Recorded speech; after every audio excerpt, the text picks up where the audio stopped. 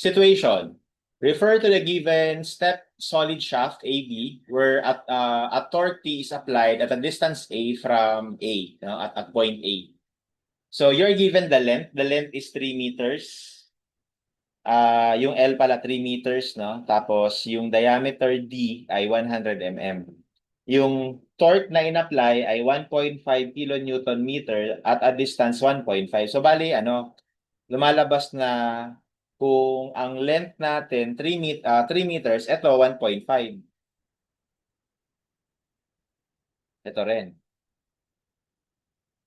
Tapos in-apply daw yung torque at A na 1.5. So lumalabas para sa initial na given, parang ganito yung ibig niya sabihin. Ito yung fixed support sa A. Ito yung isang shaft. Tapos ito naman yung isang shaft. Okay, tapos ang length nito tig 1.5.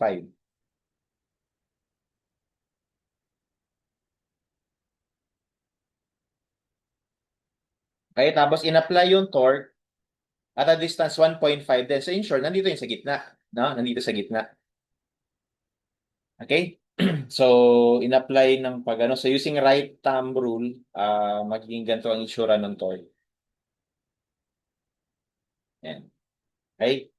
So, pag ganito kasi yung rotation niya. So, pagka ginamit natin yung right thumb rule, parang ganito yun. Bali, pag ganito yung ikot, yan, no? Yan yung kamay natin. So, kung saan nakaturo yung thumb, doon nakaturo yung arrow na to. Okay? So, kapag ginawa nating two-dimensional, na? So, yan. So, anyway, ang in-apply ay 1.5. Lagyan na natin. Torque applied is 1.5 kilonewton meter. So, ang tanong, what is the torque in the right segment? And then, what is the torque in the left segment? So, pinapahanap lang yung torque sa left and right. So, para masagot yun, let's assume that this is the reaction at A. And then, syempre, may reaction din dito sa B. Okay? Kasi di ba, pag syempre, magre-react to eh. Magre-react to ng pabaliktad eh. Kung pag ito ikot mo, pag ganyan yung ikot mo, yung ikot dito, pabaliktad. Pag ganyan. So, pag ganito yun, no? Tapos dito rin, pabaliktad. Okay? So, ito rin yun. Okay? Kung saan, if we would apply summation of moment, okay, equal to 0, we will see that yung torque A plus yung torque sa B ay equal lang doon sa naka-apply na torque na 1.5. Okay? So, equal lang yun. Kapag in-add mo tong dalawang reaction, equal lang yun dito. Okay? By equilibrium. And then maliban sa summation of moment, hindi na tayo makakapag-summation of forces kasi wala namang forces na involved eh. Puro moment yan eh. Kaya ito hanggang dito lang yung pwede nating masusulat na equation from equilibrium. So in short, kulang. Kasi dalawa yung unknown natin, isa lang yung equilibrium equation na kaya mong ma-produce. Now, anong gagawin natin? So, ipapasok natin yung concept ng compatibility.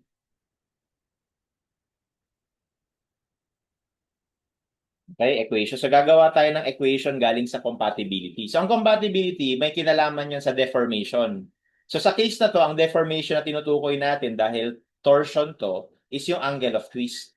So, kailangan natin pag-usapan, ano ba yung angle of twist nung buong segment?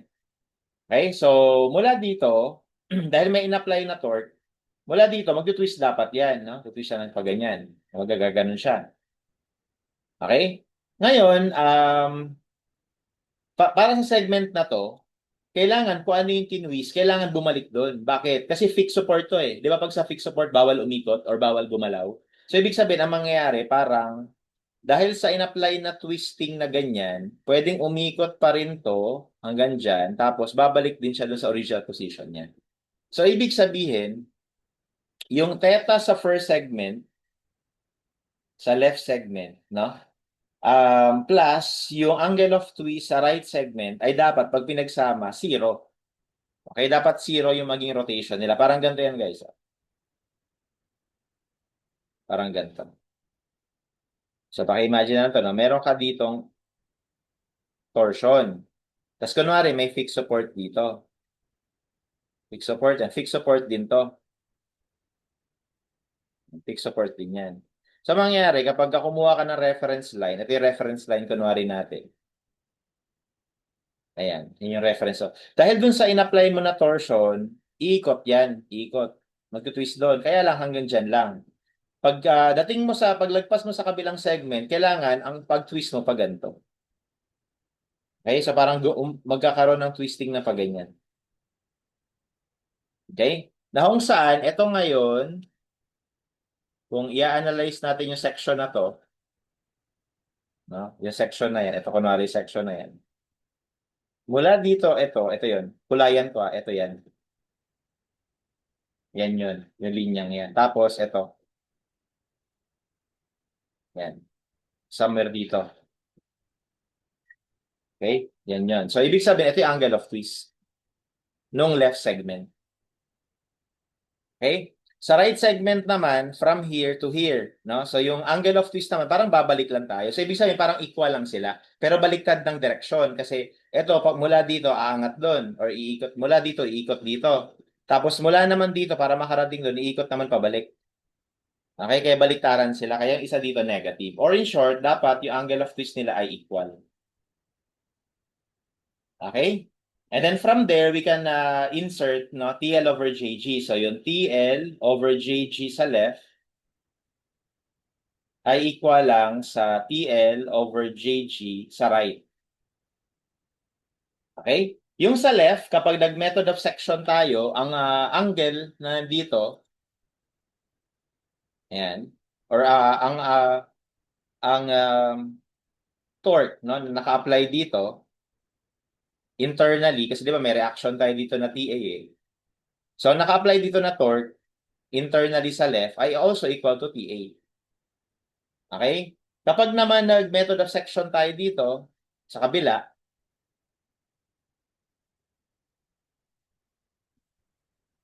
so dahil may naka-apply dito na TB, so yung magiging internal torque dito ay baliktad.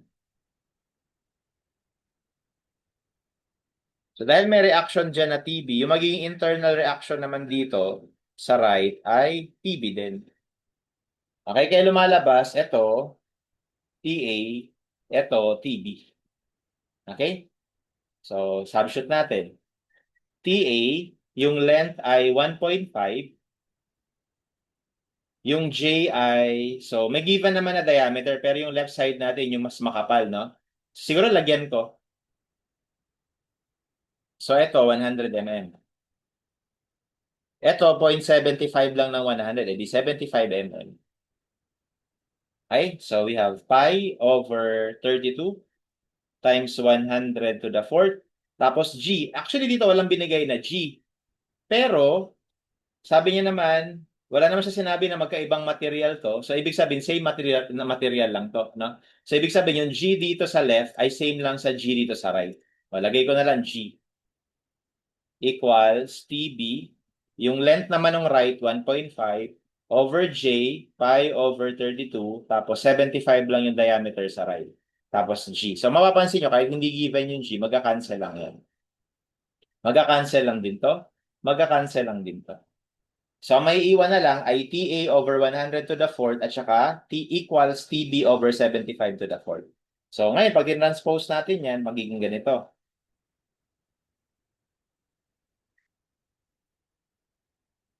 Equal 0. So, therefore, this will serve as our second equation. This will serve as our first equation.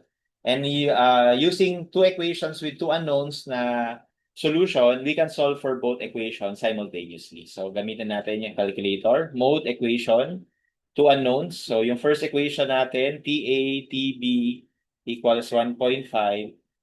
Tapos, yung second equation ay 1 over 100 to the fourth. Tapos, negative 1 over 75 to the fourth. Okay, tapos 0 lang. And that gives us TA and TB. So, TA is 1.14.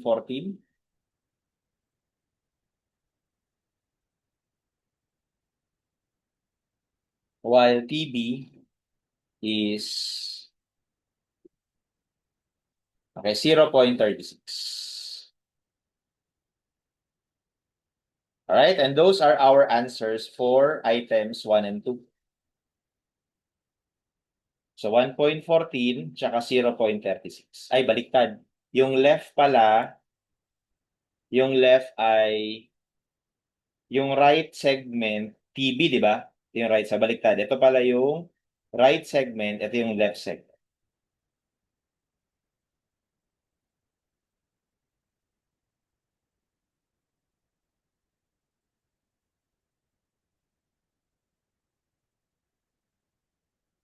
Okay?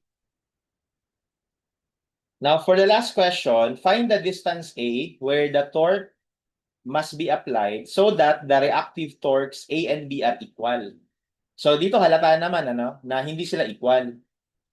Pero ang sinasabi niya, kapag daw inusog natin to kung saan, let's say inusog natin dito, meron daw diyang certain distance, meron daw certain distance na kung saan yung reaction dito, tsaka yung reaction dito will be equal. Ang tanong niya, ano yun? Anong distance yun? Okay? So, paano naman natin yun sasagutin? Okay? So, para masagot yun, we will need to once again utilize the compatibility equation. Okay? So, ganito ang gagawin natin. So, I will redraw this. I will redraw this.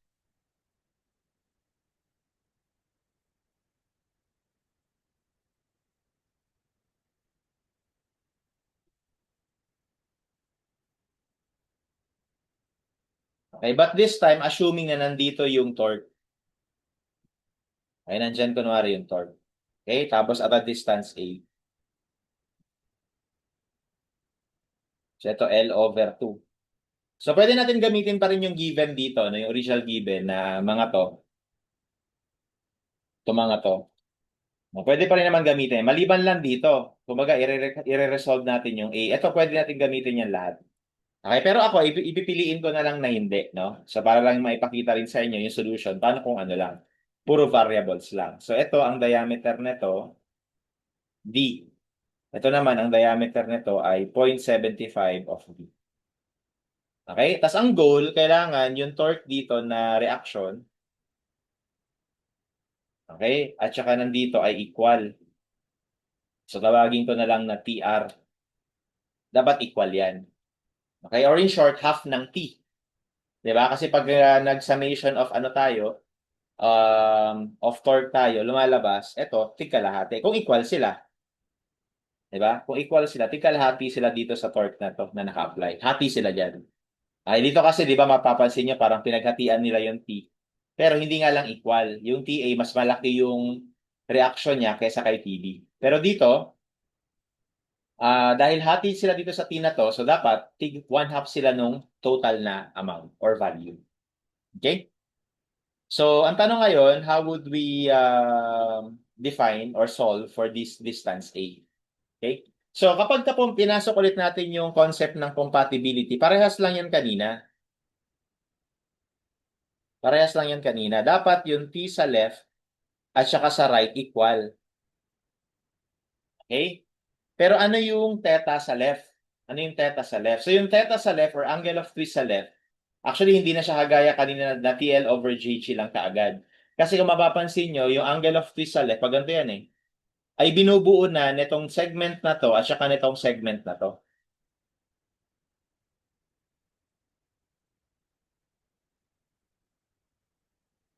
Ayan, dalawa na, no? So, yung theta sa left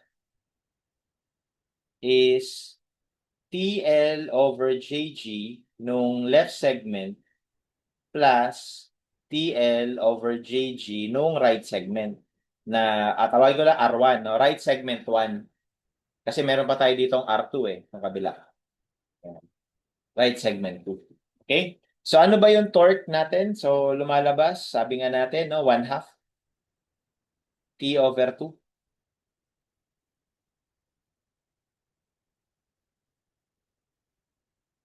Okay? Yung length natin sa yellow is L over 2. Di ba L over 2 to? Hindi pwedeng idiretso guys kasi magkaiba ng diameter to Kaya hindi mo pwedeng sabihin na A kagad. Okay? Over J. So ang J nung yellow ay pi over 4 diameter to the fourth. Tapos G. Okay? Plus Yung TL over JG naman ito. Okay? So yung naka-apply dyan na torque, ganun pa rin, T over 2. Yung L natin dyan ay ano? So yung L natin dyan, ito lang, which is, ito lang. Ano yan? That is A minus L over 2. No? A minus L over 2. Okay? Over J is pi over 4. So take note, itong segment na blue, ano na lang yan ha? 0.75 na lang yung diameter. So 0.75 d to the 4. Tapos G ulit. So that is the angle of twist on the left side. The angle of twist on the right side, which is represented by this. Okay? So yung naka-apply natin na torque, ganun pa rin. T over 2 kasi nga equal lang yung torque sa left and right. Tapos yung L natin dyan ay ito. Ano yan? That is L minus A. Bakit naging L minus A? Kasi mula dito hanggang dito is L. Tapos mula dito hanggang dito A lang. So yung kabila, L minus A. Over J, yung J sa kabila ay pi over, wait lang, bakit pi over 4 to? Pi over 32 to, sorry.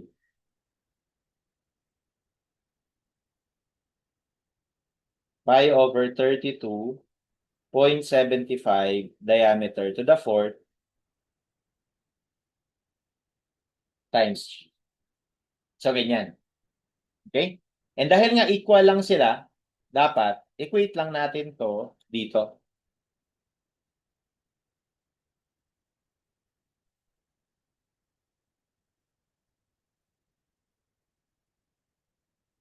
Sulat ko na lang. So, equate natin ha. So, T over 2 times L over 2 over pi over 32 diameter to the fourth G plus T over 2 A minus L over 2 over pi over 32 0.75 d to the fourth G ay dapat equal lang sa T over 2 A minus L over pi over 32.75 d to the fourth tapos G. So may magka-cancel dyan. Cancel yung lahat ng G. Cancel lahat ng T over 2. Ano pa? Cancel lahat ng 32. Okay, tapos cancel lahat ng D to the fourth. Kaya masisimplify yung equation ng ganito. L over 2 over, wala na, no? L over 2 lang. Plus A minus L over 2 over, take note, may 0.75 na naiwan, no? 0.75 to the fourth. Okay, equals A minus L over 0.75 to the fourth. Okay? And since given naman yung L, di ba yung L ay ano, kaya hindi ko ginamit yung ano mga given kasi alam ko at ahead, merong mga magka-cancel para hindi masyadong mahaba. Kaya hindi ko ginamit yung mga to. Pero pwede nyo gamitin yung mga yan ha, maliban lang dito sa A, maliban lang sa A. So bali ngayon, alam naman natin na yung L ay 3 meters, so pwede natin i-substitute yun. Okay, kaya magiging 3 over 2 equal plus A minus 3 over 2 over 0.75 to the fourth is equal to A minus 3. Tama ba to? Parang baliktad to. Sorry, baliktad nga. L minus A dapat. Mas mahaba yung L eh. Baliktad.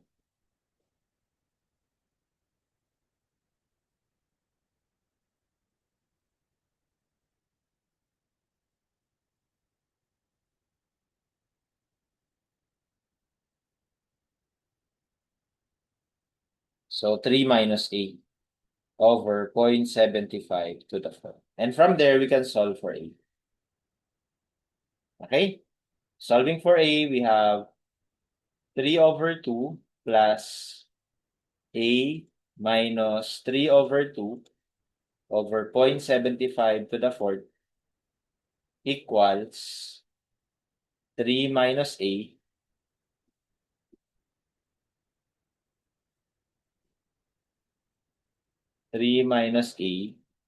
over 0.75 to the fourth. And you will get 2.01 meters.